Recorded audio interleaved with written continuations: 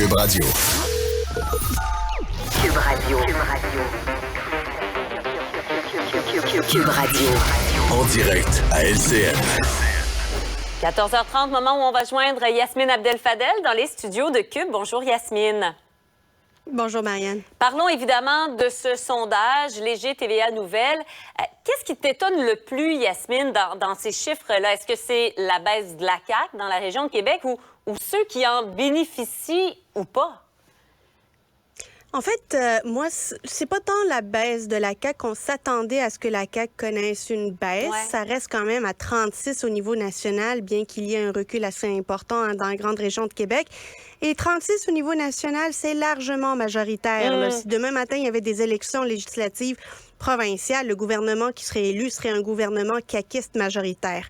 Donc, il n'y a pas d'inquiétude là-dessus. Le gouvernement pouvait se permettre, il avait une marge d'insatisfait à pouvoir miser pour pouvoir annoncer les décisions qu'il a annoncées. C'est le Parti québécois. La surprise, c'est le Parti québécois, savoir que le Parti québécois qui est contre le troisième lien depuis le début. Il faut rappeler que le Parti québécois s'est toujours inscrit contre le troisième lien. Bien, imaginez, c'est le Parti québécois qui a récolté 8 points dans la grande région de Québec et qui est premier dans les intentions de vote dans la grande région de Québec, suivi par la CAQ. Et en troisième position, c'est le parti d'Éric Duhaime, alors qu'Éric Duhaime a été de tous les combats la semaine dernière, puis la semaine d'avant, on se rappelle les drag queens. Ensuite, c'était le député de la Pelletrie, Éric Kerr, dont il demandait la démission, les manifestations, les pétitions. Il n'a ménagé aucun effort. Il se retrouve troisième. Bon, il a gagné 6 points. C'est quand même assez important, 6 points. Surtout quand on arrive autour de 23 %. Ça veut dire qu'on est en mesure de pouvoir aller chercher des sièges lorsqu'on arrive à ces eaux-là. Mais c'est le 28 % du Parti québécois qui est étonnant parce que on n'a pas vu de déchirage de chemise, et je me permets l'expression, sur le troisième lien ou sur la promesse brisée. Est-ce que c'est le style d'un Paul Saint-Pierre Plamondon et le fait qu'il inspire la confiance qui finit par être payant même dans une région qui n'est pas traditionnellement péquiste? Là, on se rappelle que c'est une région qui a toujours été un peu plus à droite, que ce soit à la CAQ ou éventuellement les libéraux, les adéquistes. Rarement au Parti québécois, à quelques exceptions près, notamment Agnès Maltais. Mais maintenant, le PQ, premier dans les intentions de vote à Québec, il y a ici une recette magique que Paul Saint-Pierre Plamondon concocte et qui pourrait être payante à long terme. Est-ce que c'est pas étonnant également que Québec solidaire n'ait pas réussi à aller chercher justement de ce mécontentement-là davantage? C'est là où j'ai l'impression que c'est plus le style avec lequel les électeurs et les personnes sondées sont allés qu'avec la décision, le cœur de la décision.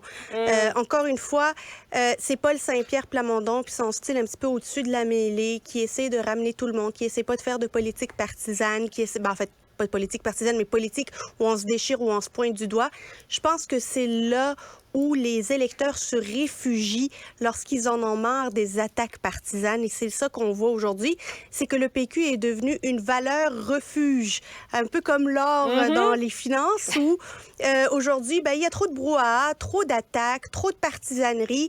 Allons-y avec celui qui a l'air d'être au-dessus de la mêlée, qui a l'air plus calme, qui a l'air sûr de lui. C'est Paul Saint-Pierre Plamondon qui définitivement se distingue. Enlevant les libéraux de l'équation, parce que les libéraux n'ayant pas de chef, n'ont pas de direction, n'ont pas de définition et se cherchent un peu eux-mêmes. Il ne faudrait pas trop demander aux électeurs de leur trouver une solution. Ouais, ça va être intéressant de voir comment va se définir cette tendance-là aussi à long terme.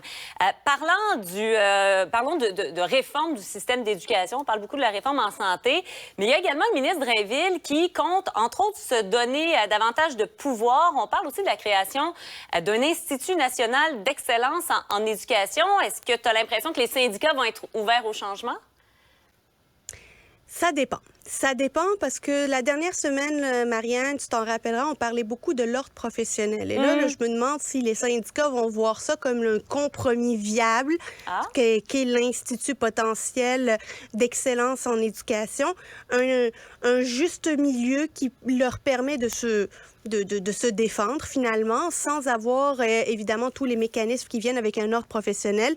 La pilule passera peut-être plus facilement que s'il n'y avait pas eu tout ce branle-bas de combat la semaine dernière fonctionnaires à propos de l'ordre professionnel. Ceci étant, moi, j'attendrai de voir quels sont les mécanismes qu'aura cet institut pour s'assurer de la mise en place de ce qu'il va proposer. Est-ce que ça va avoir un mandat beaucoup plus consultatif ou est-ce qu'il va il va pouvoir exécuter certaines décisions? Quel va être son impact, notamment en matière de formation continue des enseignants? Tout ça reste à définir dans le projet de loi. On va le voir jeudi. La seule chose qui reste aussi en suspens, Marianne, on n'a pas beaucoup parlé, comment les commissions scolaires anglophones vont réagir, elles qui ont poursuivi le gouvernement depuis l'abolition de la démocratie scolaire. Comment vont-elles réagir maintenant que le ministre de l'Éducation s'octroie des pouvoirs, notamment de nomination, en fait, de surveillance et potentiellement aussi de congédier des directeurs généraux de centres de services scolaires, eux qui ont toujours des commissions scolaires. J'ai hâte de connaître comment ça va s'appliquer aux communautés anglophones. À suivre. Merci, Yasmine. À demain. Et voilà qui conclut l'émission d'aujourd'hui.